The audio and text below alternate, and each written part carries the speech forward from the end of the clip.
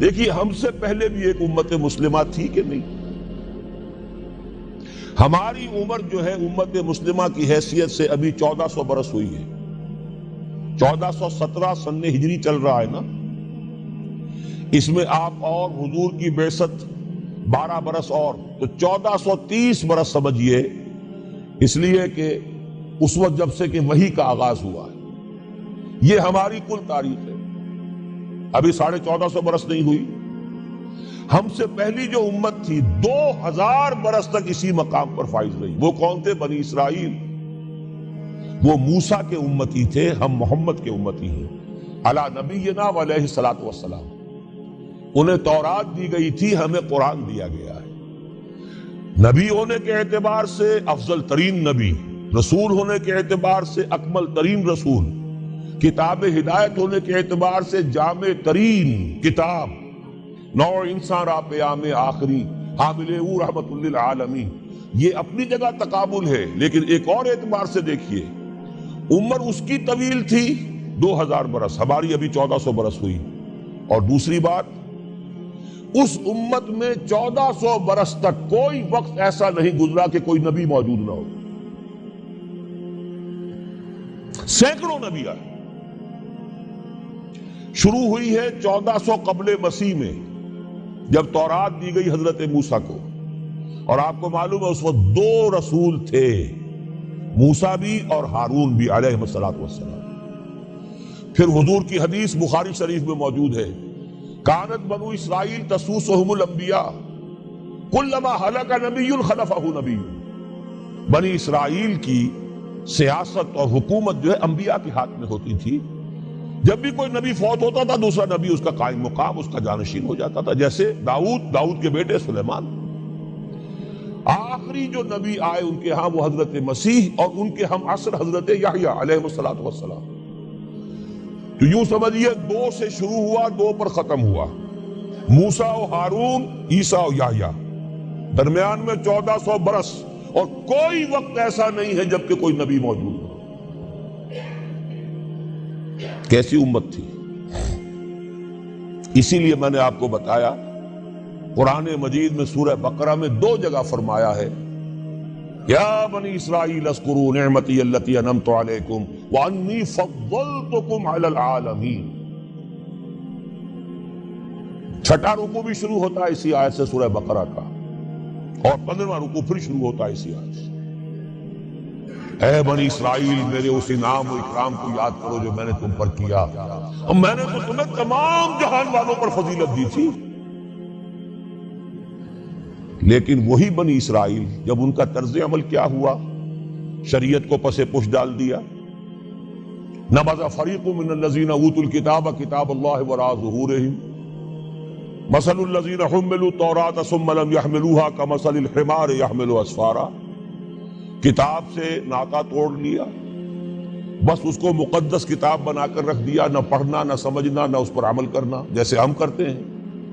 ایصال ثواب کی محفلوں میں کام آتا ہے، یا بچیوں کو وہ جہیز میں دینے کے کام آتا ہے، یا قرات کی محفلیں ہوتی ہیں، مقابلے ہوتے ہیں. اللہ اللہ خیر صدہ قرآن مجید سے ہمارا کیا سروکار رہ گیا ہے. بآیاتش ترا کار جزی نیست کہ از یاسین او آسا بمیری. عیاشیاں کرتے تھے، بدماشیاں کرتے تھے، غلط کام کرتے تھے، لیکن انہیں خیال یہ تھا کہ ہم چونکہ ابراہیم کی نسل سے ہیں، موسیٰ کی امت میں سے ہیں، نحن ابناء اللہ واحباؤہ، ہم تو اللہ کے بیٹوں کے مانندے بڑے چہیتے ہیں. اسی پر اللہ نے فرمایا فَلِمَ يُعَذِّبُكُمْ بِذُنُوبِكُمْ بَلْ أَنْتُمْ بَشَرٌ مِّمَّنْ خَلَقَ. ایسے ہی تم چہیتے اور لاڈلے ہو تو اللہ تعالیٰ تمہیں عذاب کیوں دیتا رہا ہے؟ تمہیں نیبوکڈ نظر کے ہاتھوں پٹوایا 600 قبل مسیح میں، یوں سمجھیے تقریباً وسط میں آتا ہے یہ معاملہ. 1400 قبل مسیح میں تورات دی گئی، اور سمجھیے کہ ایک مسیحی میں حضرت مسیح آ رہی ہے 30 سن عیسوی میں. ان کے درمیان تقریباً وسط میں اشیریوں کے ہاتھوں پٹوایا اور اب بابلیوں کے ہاتھوں پٹوایا. بخت نصر جس کو کہتے ہیں، نیبوکڈ نظر، 6 لاکھ یہودی اس نے قتل کیے یروشلم میں. 6 لاکھ کو قیدی بنا کر لے گیا. ہیکل سلیمانی گرا دیا گیا جو کہ ان کا کعبے کے درجے میں تھا. اور یہ کہ کوئی ایک متنفس نہیں بچا یروشلم میں، کوئی 2 اینٹیں سلامت نہیں. انہیں لے گیا بیبیلونیا میں کیپٹیوٹی، پیریڈ آف کیپٹیوٹی. وہاں سے واپس آئے، توبہ کی انہوں نے، حضرت عزیر علیہ السلام کی دعوت توبہ جو ہے، توبہ کی منادی کے نتیجے میں، تو پھر اللہ نے انہیں ایک موقع اور دیا اور ان کی ایک بڑی عظیم سلطنت قائم ہوئی، مکابی سلطنت. اور پھر ٹیمپل جو ہے دوبارہ بنا، یہ جو سیکنڈ ٹیمپل کہلاتا ہے، دوسری تعمیر جو ہوئی ہیکل سلیمانی کی. اس کو بھی پھر دوبارہ جب ان کے ہاں وہی لچھن آئے، میں تجھ کو بتاتا ہوں تقدیر امم کیا ہے، شمشیر و ثنا اول، طاؤس و رباب آخر. جب وہی لچھن ہو گئے، پھر عذاب کے کوڑے پڑے، پہلے گریکس کے ذریعے، یونانیوں کے ذریعے، پھر رومنز کے ذریعے، اور سن 70 عیسوی میں وہ دوسرا ہیکل سلیمانی بھی مسمار کر دیا گیا اور انہیں فلسطین سے نکالا دے دیا گیا، نکل جاؤ یہاں سے. تقریباً یوں سمجھئے کہ 1917 تک، سن 70 سے 1917 تک کتنے ہو گئے؟ 1850 برس ہو گئے تقریباً. 1850 برس یہ لوگ پھر فلسطین میں داخل نہیں ہو سکتے. اور وہ ہیکل سلیمانی آج تک بھی پڑا ہوا ہے منہدم، سوائے اس کی ایک دیوار کے جسے یہ ویلنگ وال کہتے ہیں. وہاں جاتے ہیں، رو دھو کر آ جاتے ہیں. اب تو خیر ان کا قبضہ ہے، جانا آنے کا سوال نہیں رہا، ورنہ 1967 سے پہلے بھی اجازت لے کر جاتے تھے، ماتم کر کے آ جاتے تھے. اس لیے کہ یروشلم جو ہے اس پر قبضہ تو ان کا ہو گیا تھا، لیکن مشرقی علاقہ ہے وہ، اور اس پر ابھی عربوں کا زیادہ تسلط تھا. اب وہ ختم ہو رہا ہے. معلوم ہوا کہ وہی قوم جو ہے، جو چہیتی بھی تھی، لاڈلی بھی تھی، خیر الامم تھی، انی فضلتکم علی العالمین کا مصداق تھی، جس پر انعامات تھے، اکرام تھا، جنہیں حضرت داؤد اور سلیمان کی سی حکومتیں دی گئیں. ان سب کا معاملہ کیا ہوا؟ غلط عمل کی وجہ سے، برعکس رویے کی وجہ سے. قرآن مجید ہی میں 2 جگہ ہے تھوڑے سے لفظی فرق کے ساتھ، ضربت علیہم الذلۃ والمسکنۃ وباؤوا بغضب من اللہ. ان پر ذلت تھوپ دی گئی، ذلیل کر دیے گئے. 1850 برس تک، پہلے 150 برس تک کیپٹیوٹی میں رہے تھے، اب 1850 برس تک جسے یہ ڈائسپورا کہتے ہیں اس میں رہے. روتے تھے، یاد کرتے تھے اپنی فلسطین کی سرزمین کو کہ ہم وہاں سے نکالے گئے ہیں. وہ بھی حضرت عمر نے اجازت دی تھی جا کر، جبکہ یروشلم جو ہے ہینڈ اوور کیا ہے وہاں کے عیسائیوں نے، حضرت عمر کے حوالے کیا ہے رضی اللہ تعالی عنہ. تو حضرت عمر نے انہیں آ کر زیارت کرنے کی اجازت دی، ورنہ زیارت کی اجازت بھی نہیں تھی. عیسائیوں نے روکا ہوا تھا، نو جیو کوڈ انٹر جیروشلم.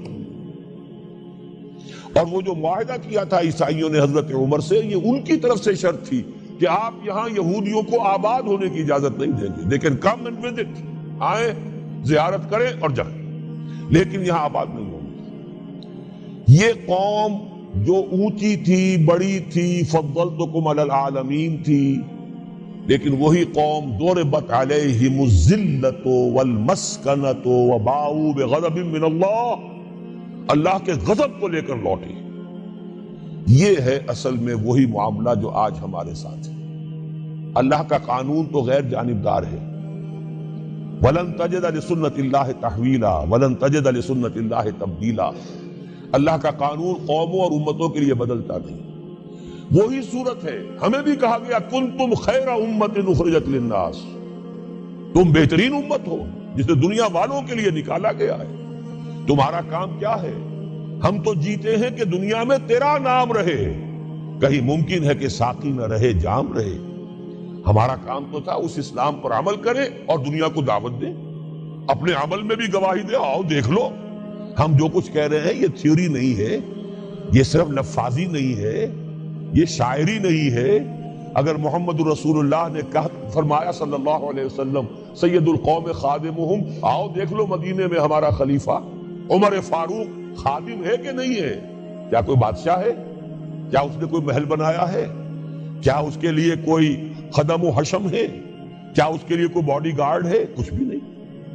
جیسی جھونپڑیاں دوسروں کی ہیں ویسی جھونپڑا اس کا ہے. جیسے پیبند لگے ہوئے کپڑے دوسروں کے ہیں، بلکہ دوسروں کے بہتر بھی ہوں گے، اس کے کپڑوں میں پیبند لگا ہوا ہے. اس کے نام سے قیصر و کسریٰ کے درباروں میں لرزہ ہے، لیکن اس کی سادگی کا عالم یہ. آؤ دیکھو، see with your own eyes, come here, see it. یہ اگر ہم کرتے اور کر سکتے، جب تک کرتے رہے تو ہم سے اونچا کوئی نہیں، اللہ کا ہم سے بڑھ کر محبوب کوئی نہیں، ہم سے زیادہ امت مرحومہ اور کوئی نہیں. لیکن جب ہم نے برعکس روش اختیار کی تو کیا ہوا؟ جیسے انہیں پٹوایا گیا تھا ایشورینز کے ہاتھوں، ہمیں پٹوایا گیا سب سے پہلے جو صلیبیوں کے ہاتھوں، کروسیڈرز۔ کئی لاکھ مسلمان قتل ہوا کروسیڈز کے اندر۔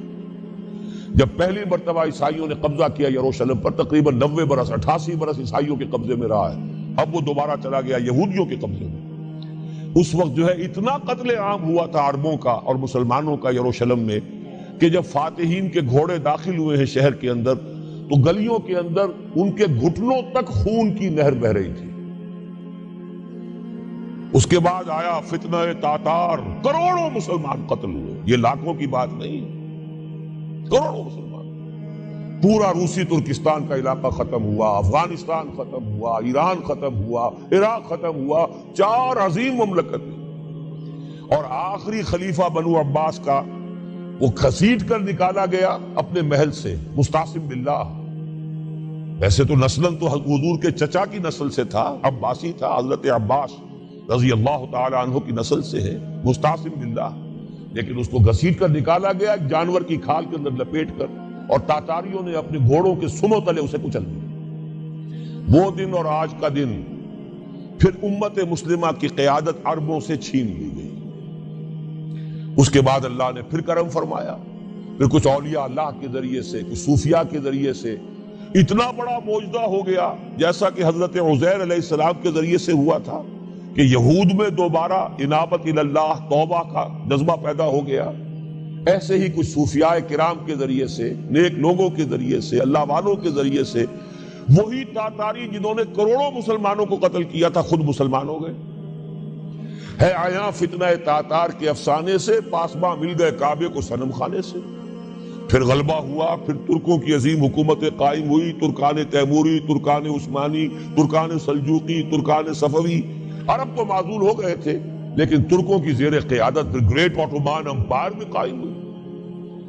اس کے بعد پھر جب وہ ترکوں کے اندر بھی وہی بادشاہت، وہی عیاشیاں، وہی محل بن رہے ہیں، وہی جو ہے توپ کاپی محل جا کر دیکھ لیجئے، وہی عیاشیاں شروع ہو گئی، وہی عللے تللے ہو گئے، وہی ظلم شروع ہو گئے، تو پھر اللہ نے دوبارہ پھر ہمیں یورپی اقوام کے ہاتھوں ذلیل کیا، کہیں انگریزوں کے غلام، کہیں فرانسیسیوں کے غلام، کہیں اطالویوں کے غلام، کہیں ولندیزیوں کے غلام۔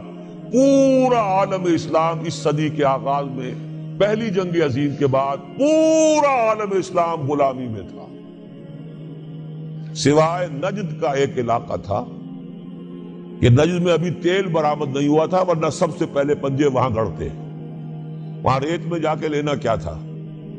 باقی تو یہ ہندوستان غلام ہے، انڈونیشیا غلام ہے، سب کے سب یہ جاوا، سماٹرا، چلتے جائیے سب غلام ہیں۔